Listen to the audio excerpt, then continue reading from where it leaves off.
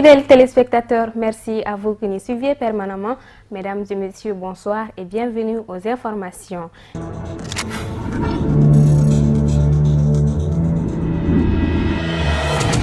Nous avons d'abord les textes qui sont là, le cadre organique. La Direction nationale de transport prévoit que pour être inspecteur de permis de conduire, il faut soit être un technicien de construction civile ou un technicien des industries et des mines.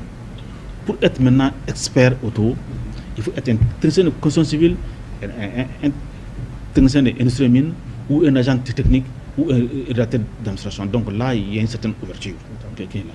Et maintenant, les opérateurs informatiques, ce sont des techniciens informatiques qui sont là, ou des gens qui ont suivi des formations informatiques qui manipulent la base de données de la Direction nationale de transport, la base de données des permis, la base de données des calculistes, la base de données des cartes de transport. Ils ont pour laquelle, puisque c'est très sensible, hautement sensible, la Direction nationale de transport a voulu que ces gens aussi prêtent serment, qu'ils soient beaucoup responsabilisés, parce qu'il y a beaucoup de dangers qui sont là. Imaginez un inspecteur de permis qui signe un procès verbal, qui dit que la personne là, l'usager qui est là, connaît le code de la route, sait bien conduire. Si ça veut dire que c'est faux, la personne ne connaît pas le code de la route, la personne ne sait pas conduire, la personne pourra aller tuer des gens sur la route. Donc, en fait, le permis de conduire permet de tuer sur la route. Voilà. Donc, il faut que l'inspecteur prenne son rôle au sérieux. C'est pour cela, avant même qu'il prête ses serments, la Direction nationale d'abord a fait des enquêtes internes pour voir qui peut répondre à ce profil, qui peut répondre au profil d'expert aussi, et qui peut avoir accès à nos bases de données. Ce n'est pas tout le monde qui a cet accès. Donc, c'est sur la base d'une enquête interne profondément menée par les directeurs régionaux que la Direction nationale a amené, a autorisé, a demandé au tribunal, en tout cas, de recevoir le serment de ces préposés-là. Ils ont déjà invécu. Il y a des anciens qui sont là, qui font la fierté de ces services-là, qui sont des exemples.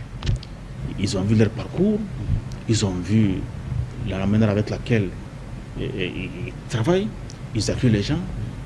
Et tout ça, ce sont des exemples, ce sont des repères. Encore eux, ils ont la chance d'avoir ces repères-là.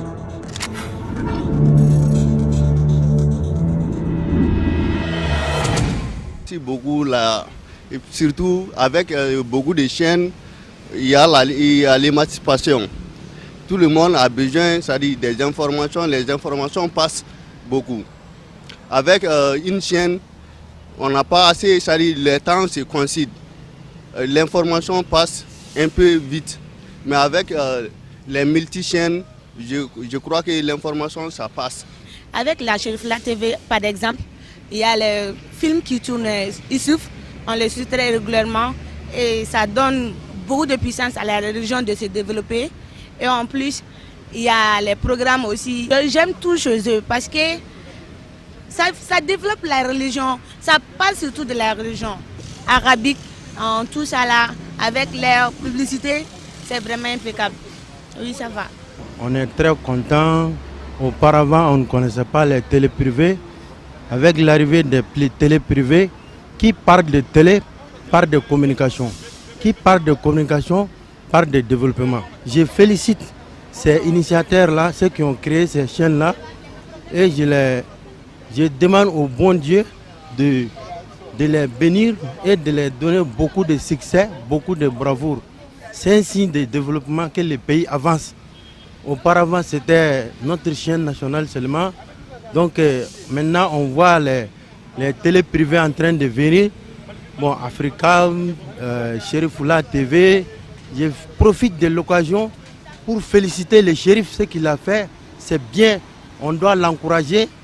Des actes comme ça, vraiment, la religion est en train d'avancer au Mali. Nous constatons que depuis que le Cherifla TV est venu ici, tout a été bien quoi. Pour moi, d'avoir des chaînes privées au Mali, c'est une bonne idée. Ça aidera aussi l'État d'améliorer aussi et être à l'appui de ses besoins. Et ça aide aussi la population à avoir de bonnes nouvelles sur qui n'est pas des informations du pays hors du pays aussi. Ça pourra les aider à avoir aussi comme des appuis, les aider à financer à les aider, disons plutôt, à aller de l'avance. Bon, selon concernant la population du Malien, ils seront aussi au courant de tout ce qui s'est passé dans leur pays et ce qui s'est passé aussi ailleurs. Pour moi, c'est l'idée que j'ai. Je crois qu'il y a des chaînes intéressantes. Les animateurs sont compétents et ils sont vraiment à féliciter. Parce que souvent, je remarque certaines choses qui se passent dans l'émission chez Rivola qui ne se passent pas à l'ORTM ni non plus à l'Africa. Donc je le trouve vraiment intéressant. La télé privée au Mali, vraiment, c'est une bonne chose. Parce qu'il y a beaucoup d'émissions qu'une seule chaîne ne peut pas diffuser. Donc avec plusieurs chaînes, vraiment, c'est pas mal. Moi-même, ma chaîne, c'est Chérifula. C'est la seule chaîne que moi je regarde la nuit.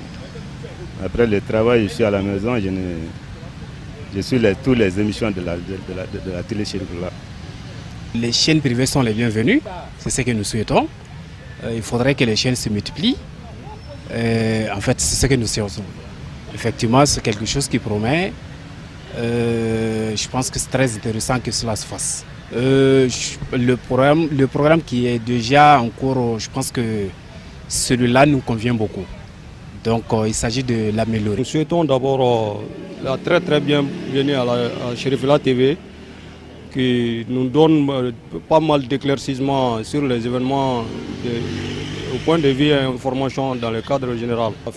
Ça va dans le cadre de la liberté, de ce qu'on appelle la liberté de la presse. Ça apporte un grand plus aux besoins d'information de tout un peuple. Donc on ne peut que s'en réjouir. J'ai une très grande préférence, c'est les émissions qui se passent, c'est que le temps du prophète Mohamed, les films qui sont traduits en bambara, ça éveille l'esprit de tout un chacun, de tous les musulmans en général, et surtout la jeunesse, au niveau de la jeunesse qui sont majoritairement dans les écoles non coraniques. Ça aide cette jeunesse-là à comprendre de mieux en mieux l'islam et puis l'histoire de l'islam.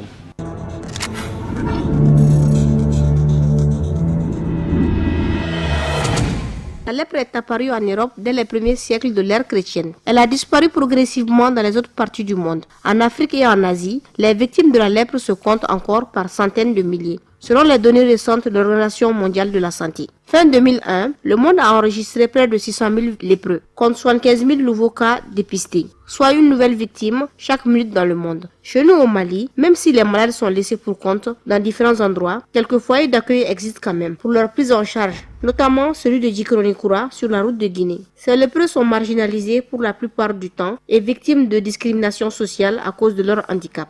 Je m'appelle Lassana Doukouré, je suis de la région de Kaï. Lors de la journée consacrée aux lépreux, les autorités nous rendent visite, à part ça, on ne les voit plus. Avant, on nous versait une allocation de 1500 francs CFA.